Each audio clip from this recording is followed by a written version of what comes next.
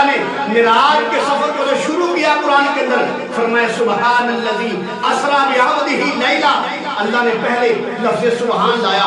میں یہاں پر بتانا چاہتا ہوں کہ لفظ سبحان اللہ نے پہلے کیوں لایا؟ اس لیے لایا جہاں انسان کی عقل ختم ہو جاتی ہے، انسان کی کوشش ختم ہو جاتی ہے، انسان کی تدبیر ختم ہو جاتی ہے، انسان بے بس ہو جاتا ہے، اپنے دونوں ہاتھ کھڑے کر لیتا ہے، انسان ہمت ہار دیتا ہے۔ جب انسان کی عقل دھم رہ جاتی ہے وہاں لفظ سبحان آتا ہے، وہاں لفظ سبحان آتا ہے۔ میں آپ کو مثالیں دیتا ہوں، جب آدمی سردی کا موسم ہو، گرم بسرا ہو، تو آدمی بسرے کو چھوڑ کر فجر کی نماز پڑھنے کے لیے جائے، آدمی کی عقل کام نہیں کرتی، آدمی کہتا ہے بیوی بچے پاس ہیں، یہ سردی کا موسم ہے، بسرا ننگا اور گرم ہے، کتنا مشکل ہے اٹھ کر نماز پڑھنے کے لیے جانا۔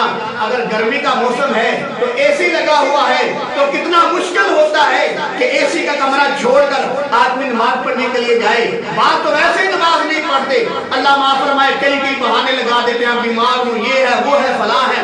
انسان کی عقل کام نہیں کرتی، انسان بہانے لگاتا ہے، کبھی گرمی کا بہانہ، کبھی سردی کا بہانہ۔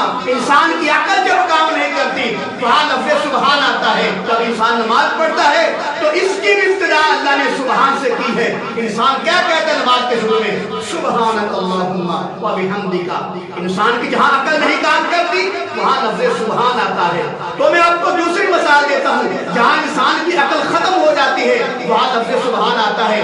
یہ بحری جہاز ہے، جہاز کا سفر ہے، ہوائی جہاز کا سفر ہے، تو آدمی کی عقل نہیں تسلیم کرتی کہ اتنا بڑا بحری جہاز پانی کے اندر چل کر دوسرے ملک میں کیسے جائے گا، اتنا بوجھ لے کر، اس کے پیر نہیں ہے، یہ کس انداز سے جائے گا، کیسے انسان کی عقل کام نہیں کرتی۔ اتنا بڑا بحری بیڑا یا کشتی جو ہے ایک ملک سے دوسرے ملک میں پانی میں چل کے کیسے جائے گی، اور جو ہوائی جہاز ہے ہوا میں سفر کرتا ہے، اتنا زیادہ لوہا، یہ منو کا اور ٹنو کے حساب سے لویا ہوائی جہاز کا، اس کے اندر پھر آدمی بیٹھے ہوتے ہیں، اتنا بڑا سامان ہوتا ہے، اور وہ گاڑی بن کر ہوا میں تہتا ہوا کئی ملک کراس کر جاتا ہے۔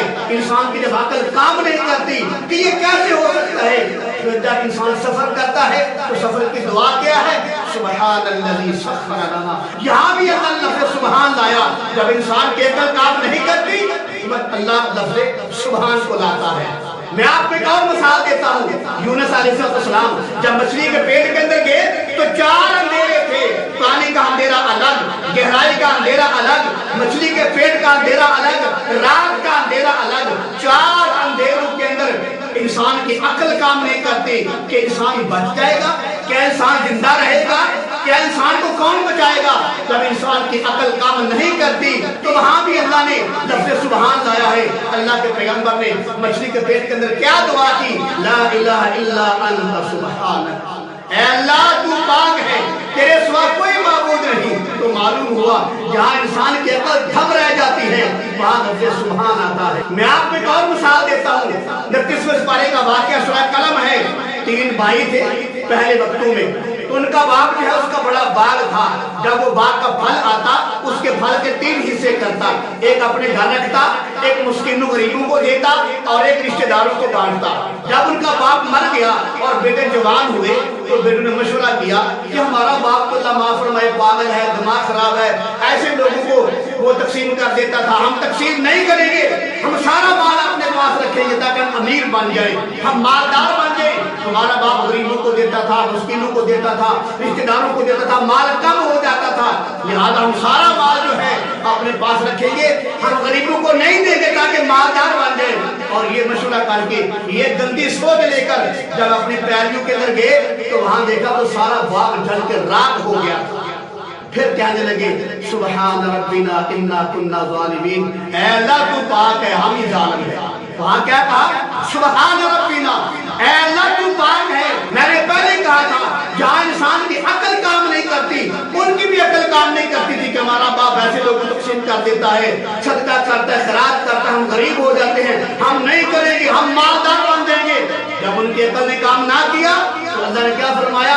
ان کی زبان سے کہلوایا سبحان ربنا انا کنا ظالمین۔ وہ کہنے لگے یا اللہ تو پاک ہے، ہم ہی ظالم ہیں۔ تو ایسے ہی معراج کا واقعہ ہے، انسان آج تک نہیں مان رہے، غیر مسلم نہیں مانتے، بعض مسلمان جو بھی ہیں وہ بعض رات کی شکو کا انکار کر دیتے ہیں۔ تو اللہ کو پتا تھا، اللہ تو عالم الغیب ہے، اللہ کو علم تھا کہ ان لوگوں کی عقل کام نہیں کرے گی، ان کی عقل جو ہے موف ہو جائے گی، ان کی عقل ہار جائے گی، ان کی عقل دم توڑ دے گی۔ تو اللہ نے وہاں لفظ سبحان لایا۔ کیوں؟